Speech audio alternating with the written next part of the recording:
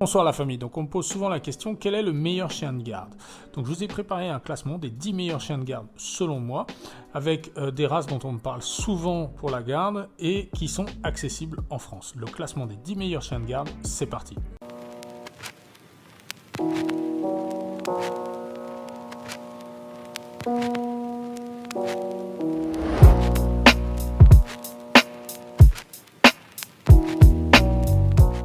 Numéro 10, le Kangal, le géant turc, voilà, tueur de loups, protecteur des troupeaux, très impressionnant. Alors évidemment, voilà, quand on voit ça, parce qu'il y a quand même, dans la garde, il y a quand même une partie importante, c'est l'intimidation. Donc quand on voit ce géant arriver, évidemment, je pense que c'est très intimidant. Le Kangal, c'est un chien de protection à la base, ce n'est pas un chien de garde. Alors qu'est-ce que ça veut dire protection? Ça veut dire qu'il va être attaché au vivant. Alors vous allez me dire, bah oui, bah c'est ce qu'on veut. Oui, alors d'accord, au vivant, mais pas au territoire, c'est un peu un problème. Le Kangal, d'après ce que disent les éleveurs, dans la journée, il va être posté en hauteur à essayer de voir si des prédateurs arrivent, à regarder, toujours en observation, mais la nuit, il va faire des tours de garde. Et ces tours de garde à lui, bah, ils peuvent s'étendre un peu plus loin que ce que vous aviez prévu. Donc voilà, donc il est très possible que votre Kangal se retrouve dans le jardin du voisin, dans le terrain du voisin, au milieu du village. Donc c'est quand même un problème. D'où le fait que j'ai placé le Kangal en numéro 10, malgré un physique impressionnant, des qualités de garde impressionnantes, voilà. Une autre raison de sa position de dernier dans mon classement, c'est quand même la taille aussi. Le Kangal est très très grand, donc ce n'est pas un chien accessible pour tout le monde. Et une grande propriété est préférable. Numéro 9, l'Alabai. Alors l'Alabai, on est un peu dans le même cas que le Kangal, c'est-à-dire qu'on est sur un très grand chien. Alors c'est aussi un chien de protection, mais il a un plus par rapport au Kangal, c'est qu'il va être beaucoup plus attaché à un territoire. Donc là, ça va être mieux pour la garde. L'Alabai est utilisé pour la garde assez couramment, mais il faut faire attention aussi aux lignées. Il y a certaines lignées qui ont été purement utilisées pour la garde de troupeau, mais il y a quand même beaucoup de lignées dans le Caucase qui ont été utilisées pour les combats de chiens. On peut se retrouver avec un chien avec un très gros caractère. On m'a récemment envoyé la photo d'un pitbull qui s'est quasiment fait égorger par un Alabai. La personne se reconnaîtra. Les dégâts étaient impressionnants. Donc, à ne pas mettre entre toutes les mains. Voilà, c'est pour ça qu'il est numéro 9. Numéro 8, le Doberman. Alors, le Doberman, pour moi, à la base, il aurait dû être dans les premiers. Mais il y a quand même un gros côté intimidant. Le Doberman, c'était une prestance. Le Doberman, je ne sais pas si vous vous souvenez de la série Magnum. Donc, c'était Apollon et Zeus, là, les deux Doberman d'Higgins. Cette série des années 70-80 a énormément participé à la promotion de la race. Au niveau du comportement, à la base, le Doberman, c'est un super chien de garde. C'était un chien de police très utilisé, c'est un chien très réactif au dressage et très protecteur. Pourquoi je l'ai mis en numéro 8 ? Parce que, encore une fois, on se retrouve avec un chien avec des besoins quand même assez particuliers. Par expérience personnelle, je dirais que ce sont quand même des chiens aussi, encore une fois, avec des gros caractères. C'est pas un chien facile. Ça pourrait pour moi se rapprocher un peu du Malinois. Moins actif quand même, mais voilà, on se rapproche un peu d'un chien comme ça qu'il faut savoir tenir, particulièrement si on veut le destiner à une utilisation de garde ou de protection. Donc c'est pas un chien facile. C'est pas un chien qu'on peut donner à tout le monde. Et puis ensuite, il y a le sujet sensible des oreilles, quoi. Évidemment, un chien de garde, c'est quoi ? C'est quand même aussi une apparence. Il est censé être intimidant. L'intimidation est quand même un facteur important. Si on peut éviter un homicide, si les cambrioleurs, en voyant le chien, fuient, c'est quand même l'effet recherché en priorité, tant qu'à faire. Avec son nouveau style, son nouveau look, oreilles longues, queue longue, pour moi ça change énormément quand même. Au niveau de l'intimidation, on n'est plus du tout sur la même chose. Donc pour toutes ces raisons, je l'ai relégué à la position de 8e.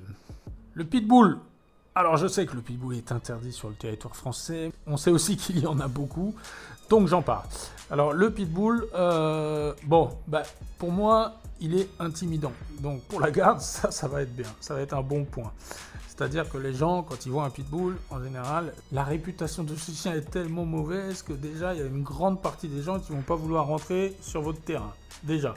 Pourquoi je l'ai mis 7e ? 7e parce que, voilà, même si c'est un chien intimidant, malgré sa réputation, pour moi, ce n'est pas un bon chien de garde. De par sa sélection, il a été sélectionné pour être agressif envers les autres chiens, mais a été sélectionné pour ne montrer aucun signe d'agressivité envers l'humain. Donc on va se retrouver dans certains cas, bon ça encore une fois c'est comme pour tout, ça dépend des lignées, mais on va se retrouver avec certains chiens qui vont être scandaleusement agressifs envers les autres chiens, mais qui par contre vont être adorables avec l'humain. J'ai des histoires, je ne vais pas citer de nom, mais par exemple j'ai une histoire de quelqu'un qui a volé un chien d'une très grande lignée américaine, donc voilà, qui avait des grands ancêtres dans les chiens de combat. Il est passé par-dessus la barrière, il a chopé le harnais, il a monté le chien, aucun problème. Donc il y a beaucoup d'histoires comme ça de pitbulls qui se sont fait voler. C'est pas un chien naturellement agressif avec l'humain, faut pas croire. Numéro 6, Malinois. Alors là, je vous vois déjà arriver, Malinois, pourquoi numéro 6? C'est l'un des meilleurs, c'est le meilleur, blablabla. Bla. Oui, je sais, c'est le meilleur, c'est un chien extraordinaire pour la protection personnelle et pour la garde. C'est un chien, on a tous vu les dressages de chiens quand on lui demande de faire le tour de la maison ou le tour de la propriété. Voilà, c'est un Malinois, c'est un soldat extraordinaire. C'est l'un des chiens les mieux sélectionnés au monde pour la tâche qui lui est incombée. Non, pour moi, c'est un chien qui travaille de manière absolument magnifique. Il est ultra efficace. Donc oui, il pourrait être numéro 1 de mon classement. Mais pourquoi je l'ai mis en 6e? Mais parce que pour moi, ce n'est vraiment pas un chien pour tout le monde. Loin de là. Ce chien a des besoins énergétiques beaucoup trop grands. Donc si vous êtes prêt à les assumer, d'accord. C'est un chien qui a besoin de travailler, d'activité, qui a besoin de son maître. Voilà, on ne peut pas juste le laisser comme ça ne marche pas. Numéro 5, Dog argentin. Bon, alors Dog argentin, pourquoi? À la base, quand Antonio Norris Martinez a fabriqué le Dog argentin, il avait la volonté de créer un chien de garde, pas seulement de chasse. C'était un chien de chasse, mais aussi un chien de garde. Il l'a dit dans tous ses écrits, dans ses livres, on peut le voir. Il voulait un chien de garde avec une très grande détermination, c'est-à-dire que le chien irait jusqu'au bout, pourrait se prendre un coup de couteau par le voleur, il irait jusqu'au bout, il lâcherait pas l'affaire. Génétiquement, il est censé être un très bon chien de garde. Pourquoi je l'ai mis en numéro 5 ? Franchement, c'est pour lui donner un petit coup de pouce, parce qu'il est interdit à la chasse depuis 2015. Qu'est-ce qu'il va faire ? Qu'est-ce qu'il devient, là, le Dog argentin ? Si on ne lui donne pas une activité de garde, je ne sais pas ce qu'il va faire. Donc ce serait un peu dommage. Donc j'aimerais bien, prenez un Dog argentin pour faire la garde chez vous, ça peut être une bonne idée. Et puis c'est quand même un chien extraordinaire, qui a beaucoup de qualité. Donc voilà, je l'ai mis en numéro 5, c'est un peu un petit coup de pouce. Numéro 4, le Canet Corso. Et oui. Alors, franchement, à la base, je suis pas super fan de ce chien, je vais vous le dire. Mais je dois admettre que c'est un très vieux chien, le Canet Corso. À la base, c'était le chien des légions romaines. Donc c'est un chien de combat, c'est un chien de guerre. C'est un chien avec un très grand instinct de protection d'un territoire, d'une famille. Donc il n'y a pas de souci, normalement il est censé faire le taf. Après, on a bien vu, c'est un chien qui a été très à la mode ces 10 dernières années. Donc attention à la sélection à l'élevage, c'est comme tout. Numéro 3, le Dog de Bordeaux. Alors le Dog de Bordeaux, à la base, c'est un mastif. Donc les mastifs, ce sont des chiens qui sont naturellement doués pour la protection. Le Dog de Bordeaux, c'est un chien extrêmement intimidant. Mais moi, j'aime bien parce que, alors déjà, c'est un chien pour la famille, c'est extraordinaire. Voilà. C'est un super chien. Physiquement, je les trouve magnifiques. Et puis, je trouve que, voilà, dans ce classement, j'essaie de donner des choses accessibles. Et pour moi, un Dog de Bordeaux, c'est un chien accessible. Il n'a pas besoin d'énormes dépenses énergétiques. Vous avez vu le monstre que c'est. Donc, c'est pas un chien qui va avoir besoin de courir 10 km par jour. Donc déjà, ça, c'est plus simple. Ensuite, au niveau du caractère, je pense que c'est accessible. Bon, évidemment, pas à quelqu'un qui a jamais eu un chien de sa vie, voilà, mais à la limite, je dirais même pourquoi pas, franchement. Quelqu'un qui se renseigne bien, qui apprend, voilà, qui se fait peut-être aider d'un éducateur au début, aucun problème. Pour moi, le Dog de Bordeaux, c'est un très bon choix pour la garde. Numéro 2, le Bull Mastiff. Bon là, pareil, Bull Mastiff, donc on est toujours dans les Mastifs. Donc là, on est vraiment dans des chiens qui sont doués naturellement pour la garde.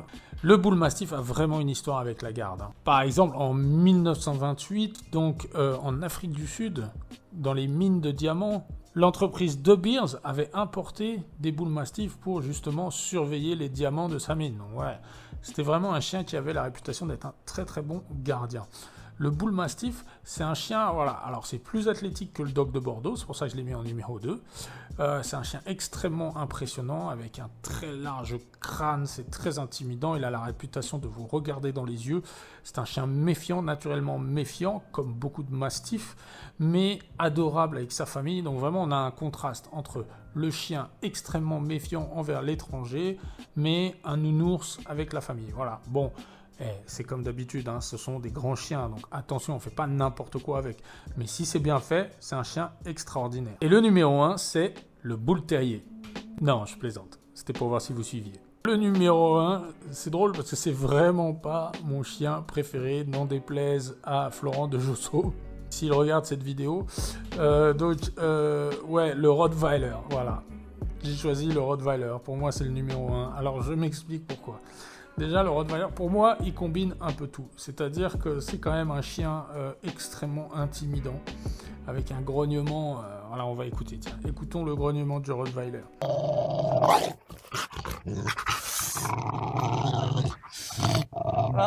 Quand même, c'est quelque chose, quoi. Quand on entend un Rottweiler grogner, c'est intimidant. C'est un chien qui est très très bon pour la garde. C'est un très bon gardien. Il est connu pour ça, il est très très protecteur de sa famille. Pour moi, il fait le taf, il n'y a aucun souci là-dessus. Ensuite, au niveau comportement, moi je trouve que c'est quand même un chien assez accessible pour des gens pas forcément des gens super aguerris dans le monde du chien. Je trouve que le Rottweiler est quand même un chien assez accessible. Voilà. Et puis au niveau physique, je trouve que c'est un parfait mix, c'est-à-dire que c'est quand même un chien plus athlétique que les chiens qu'on a vus juste avant, Bull Mastiff ou Dog de Bordeaux. Mais c'est quand même un chien un peu lourd qui ne va pas autant courir qu'un Malinois ou qu'un berger allemand, d'où le fait que la police aux États-Unis ait arrêté de l'utiliser. Voilà, c'était une question d'endurance. Mais pour une propriété, voilà, on n'a pas besoin d'avoir un chien endurant. Intimidation, méfiance de l'inconnu, protection de la famille, physique athlétique, mais pas trop. Ça n'a pas des besoins exagérés. Alors quand même, attention aux lignées, hein, parce que pour le Rottweiler, comme c'est un chien qui a traversé les époques, qui a toujours été un peu ou plus ou moins à la mode, c'est incroyable d'ailleurs. Donc on trouve de tout, hein, donc il faut faire attention. Hein. Moi, personnellement, j'irais plus pour une lignée, entre guillemets, de travail. Florent de Josso dit qu'il n'y a pas de lignée de travail. Il y a quand même des lignées plus athlétiques que d'autres. Donc vous pouvez le contacter d'ailleurs, lui il fait des portées. Et puis il y a aussi des lignées en Allemagne de chiens qui sont beaucoup plus athlétiques. En Allemagne on peut encore trouver de très beaux Rottweiler athlétiques. Voilà la famille, donc un classement des chiens de garde. Bon, depuis le temps qu'on me demandait ça, je me suis dit que j'allais faire ça. Dites-moi ce que vous en pensez, dites-moi dans les commentaires pour vous quel est le meilleur chien de garde par expérience. Parlez-moi aussi de vos expériences avec vos chiens, si vos chiens ont déjà fait fuir des cambrioleurs, ça m'intéresse, les histoires comme ça. C'est intéressant de savoir l'efficacité d'un chien, l'efficacité réelle d'un chien. Donc si vous avez des anecdotes, n'hésitez pas. N'oubliez pas de commenter, de liker, de vous abonner si ce n'est pas encore fait, de partager cette vidéo et je vous dis à bientôt. Ciao.